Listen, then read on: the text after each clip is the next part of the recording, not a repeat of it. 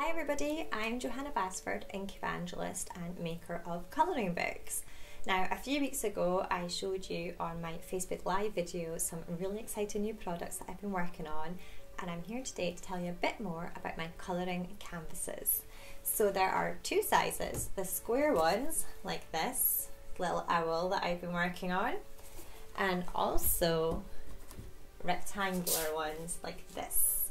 So essentially these are double page spreads, and we have a couple of designs from, well, more than a couple, there's a few designs from each of the books: Secret Garden, Magical, Secret Garden, Enchanted Forest, Lost Ocean, and Magical Jungle is yet to come. So the images are all stretched on these nice taut wooden frames, and they're backed as well, so you're not going to get like a saggy canvas in the middle. And then what pens to use? I get asked this all the time. These are brilliant with solvent based markers. So I have seen great results using paint, even some people that use coloured pencil, but for me the canvases are a really unique opportunity to use solvent based markers like your Copic pens, Sharpies, your chameleon pens, all the ones that are just too heavy duty to use in the colouring books because they bleed through. These ones here that I'm going to use today are actually called #colouring, and they are made by the same people that make the canvases, and these ones come in like little packets that are grouped together by colour family. So this is like a sea and marine pack. They also come with a really cool blender pen, which means you can move the colours about, whether that's fading from dark to light or sort of merging two colours together, which I think is really cool, and it sort of blurs the line between a coloured pencil, which you're more used to doing those techniques with, and a pen.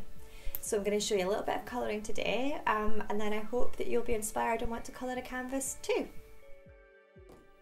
So first up, we're going to colour a little bit of this owl's tummy feathers, I guess. These pens are great. They have two separate sizes of nibs. Ignore all this ink all over it. Evie was helping me colour last night, so everything's a bit cluttered. They have that thicker nib on this side, and then the much thinner one here.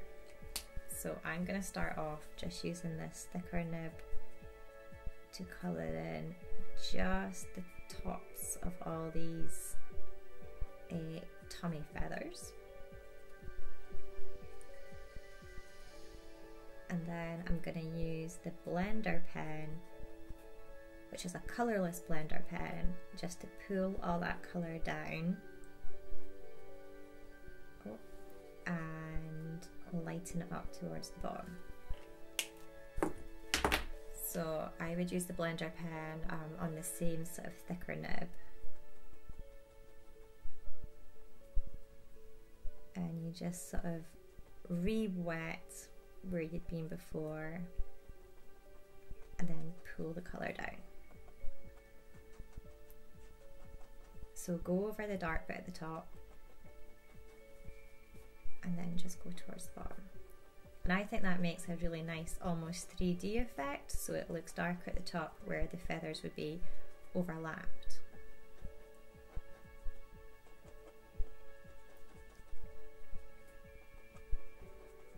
And then for the little outlines, I would use the thinner nib and just go over them.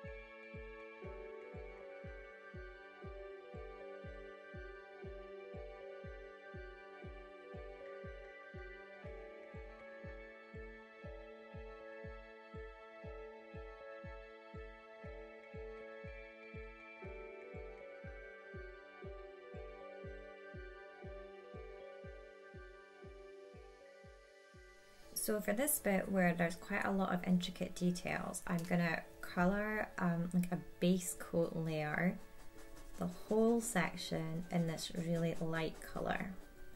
And what that does is it just takes away the white of the bare canvas and lays down a light colour that we can then go over the top of and add details in a darker colour. So it's just like regular colouring. You can't put a light colour over a dark colour unless of course it's like a gel pen or something. So just give that a wee second to dry, and then I'm going to go back in and use the darker pen with the fine nibs to add some details.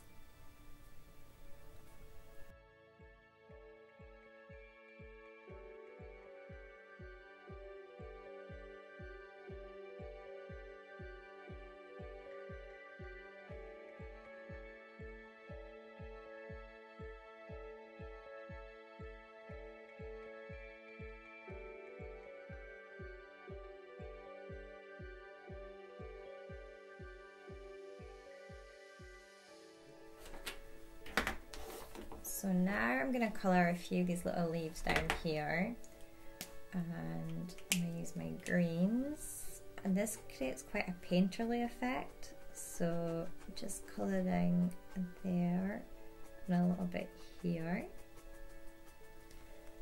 and maybe a green up here and a bit here.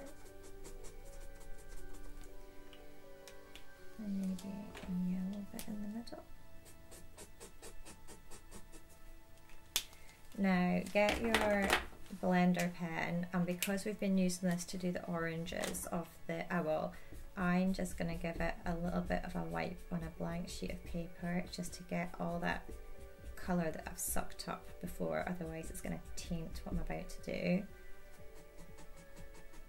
So if we'd gone straight from the owl to this, this would definitely come out like a funny brown colour, because the brown would still be on the nib of the blender pen. And with this one, we'll just muddle the green into the yellow.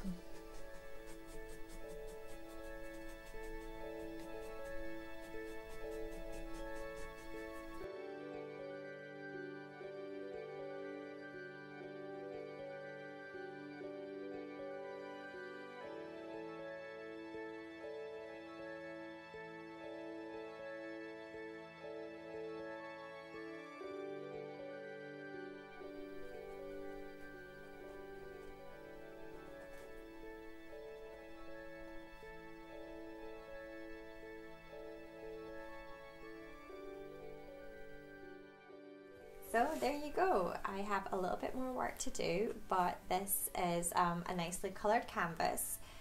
So that's how I would use the different coloured pens. Then once you're completely finished, you need to get a UV spray, a UV fixative spray. You get these from art shops and craft stores and online places. Take your canvas outside and give a light misting of that fixative spray. What this does is, if you've used the pens, it just seals in the colour and it'll prevent it from fading. You don't need to worry so much if you've used pencils or paint.